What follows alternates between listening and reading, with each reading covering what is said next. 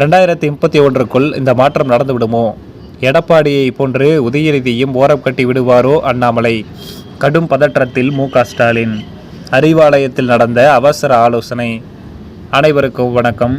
2031 சட்டமன்ற தேர்தலில் தன்னுடைய புதிய கட்சி தேர்தலை சந்திக்கும்னு அறிவிச்சிருக்காரு அண்ணாமலை. இந்த விஷயம் தமிழக வெற்றி கழகத்தை விட திமுகவை தான் பயங்கர அதிர்ச்சிக்கு உள்ளாக்கி இருக்கு அப்படின்னு அறிவாலய வட்டாரங்கள் சொல்றாங்க. அது என்னன்னு இந்த தொகுப்பில் முழுசா பார்க்கலாம்.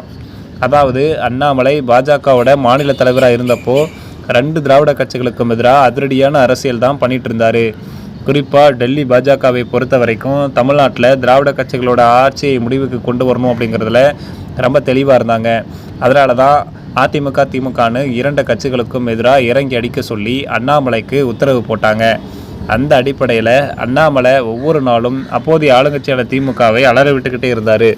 அண்ணாமலை செஞ்ச அந்த அதிரடி அரசியலை தாக்குப்பிடிக்க முடியாமல் அப்போதைய முதலமைச்சர் மு.க. ஸ்டாலின் ரொம்பவே தடுமாறி போயிருந்தார். இன்னொரு பக்கம் அப்போது எதிர்க்கட்சியான எடப்பாடி பழனிசாமியை ஓரங்கட்டி அண்ணாமலை அதிரடி ஆட்டம் ஆடினார். இதனால் அதிமுக அப்படிங்கிற பேருக்கு தான் எதிர்க்கட்சி. ஆனால் அண்ணாமலை தான் உண்மையான எதிர்க்கட்சி தலைவர் போல் செயல்படுறாரு அப்படின்னு சொல்லிட்டு எல்லாருமே பேச ஆரம்பித்தாங்க. அந்த அளவுக்கு ஆளுங்கட்சியான திமுகவை திணறடிச்சிட்டு வந்தார் அண்ணாமலை. அது மட்டும் இல்லாமல் அண்ணாமலை பாஜகவோடைய மாநில தலைவராக இருந்தப்போ நடந்த மக்களவை தேர்தலில் தனி கூட்டணி அமைச்சு களமிறங்கினார். அப்போ பல தொகுதிகளில் திமுகவுக்கு அடுத்தபடியாக 2வது இடத்தை பிடிச்சி அதிமுகவை 3வது இடத்துக்கு தள்ளினார். அந்த அளவுக்கு அண்ணாமலையோட அரசியல் அதிரடியாக இருந்தது. அதனால தான் இப்போ திமுக தரப்பு பயங்கரமாக பீதி அடைஞ்சிருக்காங்க. குறிப்பாக அண்ணாமலை சம அதிரடி அரசியல் பண்ணக்கூடியவர் அப்படிங்கிறதுனால அடுத்ததாக அவர் தன்னுடைய வீதி லீடர்ஸ் இயக்கத்தை புதிய கட்சியை அறிவித்து களத்தில் இறங்கும்போது ஒவ்வொரு நாளும் இப்போதைய முதலமைச்சரான விஜய்க்கு எதிராக பயங்கரமான அரசியல் ஆட்டம் ஆடுவார். அப்போது தமிழக அரசியல் களமானது அண்ணாமலையா விஜயா அப்படிங்கிற மாதிரி மாறிடுமோன்னு திமுக தரப்பு செம அப்செட்டில் இருக்குது. குறிப்பாக இப்போ எதிர்க்கட்சி தலைவராக இருக்கக்கூடிய உதயநிதி ஸ்டாலின் இதை நினச்சி ரொம்பவே கவலைப்பட்டுட்டு இருக்காராம். இப்போ சட்டசபையில் விஜய்க்கு எதிராக கவுண்டர் கொடுக்கறதுனாலும் திமுக தரப்பு எழுதி கொடுக்குற பேப்பரை வச்சு தான் அங்கே படித்து கட்டுறாரு உதயநிதி. அதனால் அண்ணாமலை மாதிரியான ஆளுங்க தனி கட்சி ஆரம்பித்து களத்துக்குள்ளே வந்துட்டா உதயநிதி ஸ்டாலின் எல்லாம் காணாமல் போயிடுவார் அப்படின்னு சொல்லிட்டு மு.க. ஸ்டாலினுக்கும் புரிய ஆரம்பிச்சிடுச்சான். இந்த சூழ்நிலையில் தான் அண்ணாமலை புதிய கட்சி ஆரம்பித்து அரசியலுக்குள்ளே வரும்போது திமுக தன்னை எப்படி தற்காத்துக்கிறது அப்படின்னு சொல்லிட்டு அண்ணாமலை லண்டன் போகிறதுக்கு முன்னாடி அண்ணா அறிவாலயத்தில் ஒரு அவசர ஆலோசனை நடத்தியிருக்காரு. அதில் உதயநிதி ஸ்டாலினும் கலந்துக்கிட்டாராம்.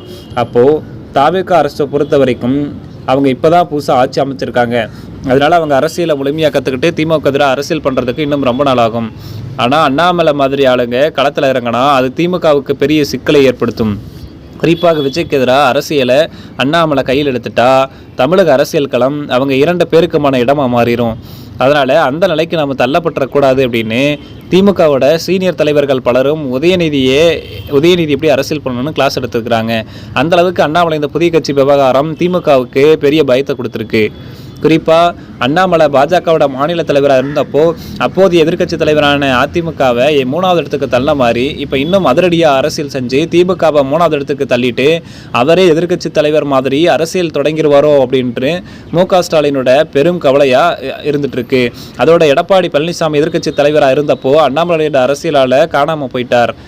அப்போது அண்ணாமலை தான் எதிர்க்கட்சி தலைவர் என்று அனைவருமே சொல்லும் அளவுக்கு அவருடைய அரசியல் ஆட்டம் இருந்தது. அதனால தான் விஜய்க்கு எதிராக அரசியல் செய்வதை விட அண்ணாமலைக்கு எதிராக எப்படி அரசியல் செய்யணும் அப்படிங்கிறத கற்றுக்கோங்க. இல்லைனா விஜய்க்கு எதிராக அதிரடி அரசியல் செய்து உங்களுடைய எதிர்க்கட்சி தலைவர் பதவிக்கு அண்ணாமலை வந்துடுவார். அப்புறம் தமிழக அரசியலானது விஜய்க்கும் அண்ணாமலைக்கும் இடையிலானதாக மாறிடும். அதனால் ரொம்ப உஷாராக அரசியல் செய்யணும் அப்படின்னு அனைவருக்கும் உதயநிதி ஸ்டாலின் அறிவுறுத்தி இருக்காரு. இதனால் சட்டசபையில் விஜய்க்கு எதிராக என்ன பேசுவது என்பதை விட அண்ணாமலைக்கு எதிராக தன்னை எப்படி தயார்படுத்தணும் அப்படிங்கிற முயற்சியில் இப்போ உதயநிதி ஸ்டாலின் இறங்கி இருக்காருன்னு அண்ணா அறிவாலய வட்டாரங்கள் பரபரப்பு தகவலை சொல்கிறாங்க.